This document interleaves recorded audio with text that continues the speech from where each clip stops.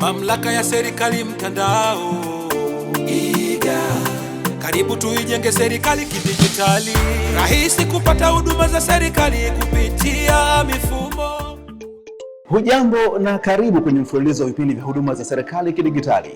Vipindi vinavyoandaliwa na kuletwa kwako na mamlaka ya serikali mtandao iga. Na inawezekana umekuwa kusikia mfumo wa Ngao Multi-Factor Authentication, lakini haufahamu kwa kina kuhusu mfumo huu. Je, unafanyaje kazi na faida zake ni zipi hasa? Sasa katika kipindi cha leo utayafahamu yote hayo. Karibu uambatane pamoja nami kuanzia sasa hadi tamati ya kipindi hiki ili kuyafahamu mengi zaidi kuhusu mfumo wa Ngao. Kwa niaba ya wote tutakaowasikia na kuwatazama katika kipindi hiki, mimi ni mwandigitali Musa Magari Enoch. Ngao ni mfumo wa uthibitisho wa mara ya pili unaotumika katika mifumo ya serikali, na maanisha serikali ya Jamhuri ya Muungano wa Tanzania. Tunavyosema uthibitisho wa mara ya pili ni kitu gani haswa? Uthibitisho wa mara ya kwanza ni ule wa kawaida, tunasema username na password. Sasa uthibitisho wa mara ya pili ni uthibitisho ambao unafanyika kwa kutumia kodi maalum, ni namba fulani vichache.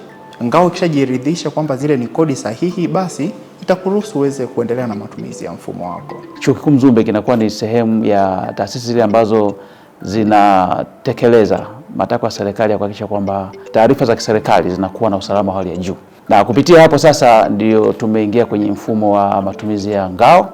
Kwa hiyo mfumo wa Ngao umekuwa ni mfumo mzuri kwa sababu unatuhakikishia usalama wa taarifa za serikali hapa chuoni kwetu, na sisi tuko happy kuwa kama sehemu ya volunteers au pioneers ambao tunaanza na wenzetu wa EGA, lakini tunataka nisiwe tuwe chuo cha mfano kwenye matumizi, ili kupitia sisi kama taasisi basi na wenzetu wapate nafasi ya kuja kujifunza hapa. Mfumo wa Ngao tunautumia zaidi kuimarisha usalama wa mifumo yetu ya TEHAMA. Kwa kuanzia tumeanza kutumia Ngao katika government mail system, mfumo wa barua pepe wa serikali kwa ajili ya kutunza na kuhifadhi usalama wa nyaraka zilizopo ndani ya mfumo ule na mawasiliano yanayofanyika pale. Lakini huu ni mwanzo. Lengo letu ni kuhakikisha mifumo yetu yote ya Chuo Kikuu Mzumbe inalindwa kwa kutumia Ngao. Mfumo wa Ngao ofisi hii imeanza kutumia toka tarehe 20 mwezi wa 8 2025 mpaka sasa hivi watu tunaendelea kutumia. Tangu tumeanza kutumia mfumo huu tumepata faida ya kujiridhisha kwamba taarifa zetu ziko salama na mifumo iko salama. Inatoa identity ya genuine user kuweza kuingia katika mfumo huo, kwa maana kwamba akilogin kwa kutumia password itamtaka ajithibitishe kutumia njia ya PIN. Mfumo wa Ngao unatufanya tuwe na njia nyingine, yani kuongeza layer ya ulinzi. Badala ya kutumia password tu au PIN, tunaongeza taarifa ya mtumiaji kumtambua kwenye mfumo. Mtumiaji wa mfumo akishafanikiwa kuweka username na password ambazo ni sahihi katika mfumo wake, ataletwa Ngao. Sasa anapokuja Ngao ina vitu viwili, ina usajili na uthibitisho. Kama user hajajisajili, basi hatua ya kwanza itakuwa ni kujisajili. Kama user ameshajisajili, maana yake itakuwa ni hatua ya uthibitisho. Punde baada ya hatua hizo mbili, either ya usajili au ya uthibitisho ikishaisha, mfumo wa Ngao utamrudisha user katika mfumo wake. Kwa hiyo ni end-to-end process ambayo inahusisha contact kati ya mfumo A na mfumo B, ambao mfumo B ni Ngao, mfumo A ni mfumo ambako user anatoka au mfumo ambao user anautumia. Zamani mifumo yetu ilikuwa inatumia tu nywila pamoja na barua pepe uweze kuingia kwenye mifumo. Kwa maana hiyo mtu yote akipata nywila yako na password yako angeweza kuingia kwenye ile mifumo. Kwa kutumia Ngao, maana yake tumeongeza level moja ya ziada ya usalama, kwamba mtu lazima ataingiza nywila pamoja na barua pepe, itamtumia password au kodi kwenye device nyingine, ambayo ni lazima awe na ile device nyingine ndipo anaweza kuingia kwenye mfumo. Watumishi wengi walikuwa na uwezo wa kusave nywila zao katika kompyuta, na muda mwingine wanawapatia nywila watu wengine, au mwingine ameifahamu tu nywila mwenzake pasipo mhusika kujua, alikuwa na uwezo kuingia kwenye kompyuta na kufanya vile ambavyo anaweza kufanya. Lakini baada ya kutumia mfumo umemwezesha mtumiaji halisi kuingia yeye mwenyewe kwa kutumia nywila na PIN, na yule mwingine ambaye alikuwa anaweza kuingia kwa kupitia kompyuta ambayo mtumishi yule alisave password au alifahamu password ya mtumishi yule mwingine, imemfanya ashindwe kuingia kwa sababu huyo sio mtumiaji halisi wa email hiyo. Vitu kama hivyo vilikuwepo, mtu anaachia mtu password. Kwa ile ilikuwa ni tatizo la security. Au unakuta wakati mwingine tuna engage wanafunzi wa intern na nini, nao inabidi watu wengine wanawaachia zile passwords lakini kwa sasa lazima awe na ile simu. Kwa kimsingi inatusaidia kuwa na layer fulani ya ulinzi. Ile autosave ni kitu ambacho ni hatari. Na ni kitu ambacho tulikuwa tumekizoea. Watumishi wengi, watumiaji wa email wengi wamekuwa kutokana na uvivu au stress ya kutokumbuka password, wanaweka auto login. Lakini kuwepo kwa ngao, ninachoamini mimi na jinsi ambavyo nimeona kama experience, ni extra protection. Essence kubwa ni kulinda usalama wa mifumo in case mvamizi au tunasema mdukuzi wa mtandaoni amefanikiwa kuiba username na password zako. Hivyo itamhitaji awe na kodi au zile unique number za ngao ambazo zinakuwa maybe zinatumwa kwenye SMS, zipo kwenye ngao app hivyo. Kwa hiyo umuhimu mkubwa sana ni kuongeza layer ya security. Katika security kuna kitu wanasema layered security. Unakuwa una layer mbalimbali za security. Okay, zinaweza zikawa 3, 4 au 5. In case ataka akiweza kubreak au kuvunja layer moja, anakuja na kukutana na layer nyingine. Kwa hiyo ngao ni kama layer ya pili kwa ajili ya kufanya ulinzi wa mifumo na taarifa. Ngao ni mfumo rahisi kutumia, hauna shida yoyote, kwa sababu nilichofanya ile ni kukupa tu message ambayo inaitwa OTP, one time password kwa ajili ya kuji-authenticate. Labda kilichokuja ni kwamba kwa kuwa watu hawana uelewa mpana wa madhumuni na umuhimu wa hii kitu, ndio mtu anahisi kama kufanya extra click ni shida. Kwa hiyo nawashauri maafisa tehama wa taasisi nyingi, ile umuhimu wa kuwajengea awareness ya kiusalama staff wenzetu ni muhimu sana. Kwa uzoefu ambao nimeuona personally, lakini pia kupitia kwa wenzangu, sijaona mgumu wote.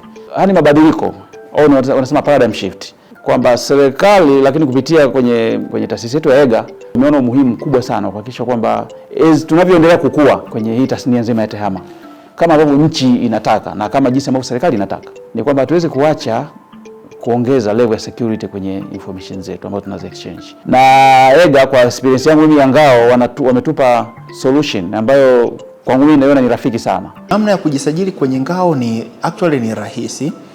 Kwa mara ya kwanza mfumo ukiwa umeunganishwa na ngao, mtumiaji wa mfumo akiwa amefanikiwa kikamilifu kuingia katika mfumo, atapelekwa kwenye ngao. Kwa lugha ya kitaalamu tunasema atafanywa redirection kutoka kwenye mfumo wake kuelekea kwenye mfumo wa ngao. So zile njia ambazo taasisi ilizichagua ndizo njia ambazo user akiwa amefanikiwa kulogin kwa mara ya kwanza atakutana nazo. Kama taasisi ilichagua email, kama taasisi ilichagua ngao app na hardware, basi user akiwa amefanikiwa kuingia kwa mara ya kwanza katika mfumo wake na akaletwa ngao, atakutana na zile njia ambazo taasisi ilizichagua. Kwa hiyo user kwa mara ya kwanza atachagua zile njia, atajisajili. Kama njia zipo 2, atajisajili njia ya kwanza, na kama nilivyowashauri na huwa na washauri users wa ngao ni kwamba jisajili njia zaidi ya moja, kwa sababu ukiwa una alternative au una njia mbadala inaleta reliability au ile kunakuwa hamna single point of failure.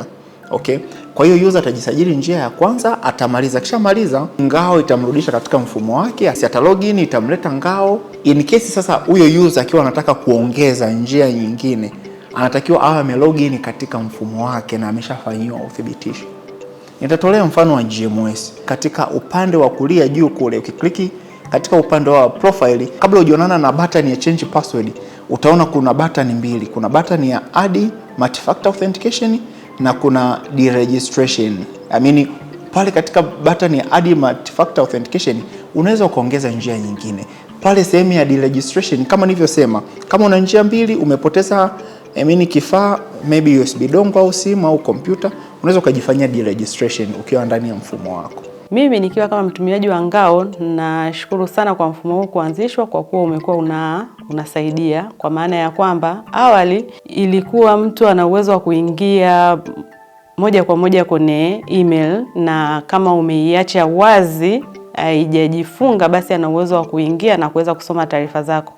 Lakini kwa kuja kwa mfumo huu wa ngao, kwa maana ya kwamba kabla hujaingia ni lazima uweke email yako na password, lakini kabla ya kuendelea mbele inakutaka pia uweke ngao kwa namba maalum ambayo utakayokuwa umepewa. Hivyo inakuwa sio rahisi kwa mtu yeyote yule kutaka kuingia moja kwa moja, hasa ukizingatia kwa mfano endapo ulikuwa umesave moja kwa moja, kwa maana mtu akija tu kwamba umesave password yako moja kwa moja, kwa maana akiingia moja kwa moja basi anaingia kwenye email yako na kuweza kusoma taarifa zako. Lakini kwa sasa ilivyo inakuwa ngumu yule mtu hata kama akikuta hiyo email yako umesave password ya moja kwa moja, kwa hiyo ni lazima sasa hata akiingia itamtaka akupe namba maalum hiyo ya ngao. Hivyo itamsababishia kushindwa kuendelea na hicho atakachokuwa anataka kufanya. Mimi ni mmoja wa watumiaji wa mfumo wa ngao, ambao mfumo kimsingi umekuja kuweka ulinzi kwenye utumiaji wa hizi barua pepe, kwa maana ya kwamba ukishaingia kwenye domain ya taasisi unaenda kwenye email yako, inakuleta moja kwa moja kwenye kuingiza. Huingii moja kwa moja, ila lazima urudi kwenye simu yako ambayo inakuwa ni personal zaidi, ili uingie sasa kwenye email. Kwa hii imeleta ulinzi mkubwa, kwa sababu mwanzo tulikuwa tunaingia tu moja kwa moja. Kwa hiyo ingewezekana pia mtu yoyote kufanya lolote, na mazingira ya ofisini kuna watu wengi wanaingia kwenye hizi ofisi zetu. Kwa hiyo hizo ni faida kiukweli. Usalama umeongezeka kwa kiasi kikubwa sana. Huo mfumo tu tunatumia hapo awali ulikuwa ni mfumo wa email kama kawaida. Kwa hiyo mtu unaweza ukaingia, ukafanya kazi zako, ukaacha pale kwenye window, then ukatoka, ukaenda ofisi nyingine tena, ukarudi, ukaukuta, ukaendelea, ambapo mimi nadhani kwamba ilikuwa sio salama zaidi. Kwa sababu kipindi hicho mtu yoyote kama at least umetoka hata kidogo, akikuta pale email yako ziko nje, kwa anaweza akasoma, akafanya kila kitu. Lakini kwa huu mfumo wa ngao kwa kweli mmetuweza. Wito wangu kwa taasisi nyingine za serikali ni kuendelea kushirikiana na IGA katika usanifu wa mifumo na kutumia huduma ambazo wanazitoa.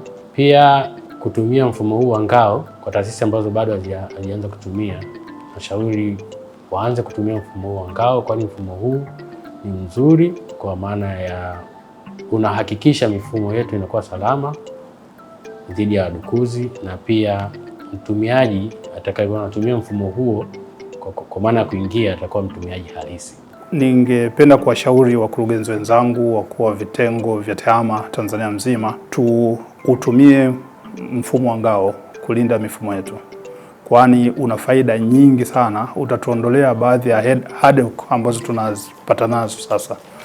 Ukitumia ngao ni kwamba hauna wasiwasi sana na mambo madogo kama reverse engineering nyepesi, mtu kukaa kwenye ofisi ya mtu akamdukua. Hii inaleta assurance ya usalama wa mifumo yetu. Mimi nawashauri tu kwamba taasisi zingine ziungane na sisi wengine ambao tumeshaanza kutumia, na benefit ni nyingi, na nadhani wanavyoingia watakuwa nao wanakutana challenges fulani na wanazileta kwenu, kwa sababu mifumo huwa ni subject to improvement. Kwa users wanavyotoa maoni yao na improvement zinafanywa. Huu mfumo unasaidia sana kulinda taarifa za serikali. Na kwa sababu si Mzumbe tunahusika na hili jambo kwa sasa hivi, nataka nitumie nafasi kuwatia moyo taasisi nyingine na kuwahimiza taasisi nyingine wenzetu ambao hawajaanza kutumia mfumo huu kwamba ni vizuri sasa kuingia kutumia mfumo huu, kwa sababu kwanza unakuwa relevant to serikali kwa jinsi ambavyo inataka, kwa maana ya kwamba information za serikali au taarifa za serikali ziwe na usalama wa kutosha. Lakini pili, sasa wote kama taasisi tukiwa tumeingia kwenye mfumo kama huo, maana yake tutakuwa tumehakikisha kwamba sasa overall influence ya EGA kwenye kuhakikisha kwamba taasisi zote zinaingia kule inakuwa realized. Mimi naweza nikashauri kwamba ulinzi wa mifumo na taarifa ni muhimu, na kama ngao ni kitu ambacho kinaongeza another layer kwa ajili ya kulinda usalama wa mifumo na taarifa, basi ni kitu ambacho kama taasisi za umma ziweze kuwa na mwitikio positive na kujiunga na matumizi ya ngao. Pasi na shaka sasa tutakuwa tumefahamu kwa kina kuhusu mfumo huu wa ngao, maana yake, kazi zake na jinsi ambavyo unatumika. Lakini nikukumbushe tu kwamba inashauriwa kama ni mtumiaji wa mfumo wa ngao katika taasisi yako na umepata changamoto yoyote, wasiliana na afisa TEHAMA au ngao admini wa taasisi yako ili aweze kukusaidia. Lakini pia kama ni afisa TEHAMA ambaye unakutana changamoto yote, basi wasiliana na mamlaka ya serikali mtandao IGA kupitia dawati la msaada wa kiufundi kwa nambari 0763 na 0764 292 299. Lakini kwa marejeo kipindi hiki, tafadhali tufuatilie katika ukurasa wetu wa YouTube kwa jina la Iga Online TV. Vile vile kwa taarifa zaidi, tafadhali wasiliana nasi kupitia mitandao yetu ya kijamii kote tunatumia jina la Iga Tanzania. Lakini pia katika tovuti yetu ya www.iga.go.tz. Mimi ni mwanadigitali Musa Magali Enoch kutoka Mamlaka ya Serikali Mtandao Iga. Hadi wakati mwingine, na karibu tuijenge serikali kidigitali.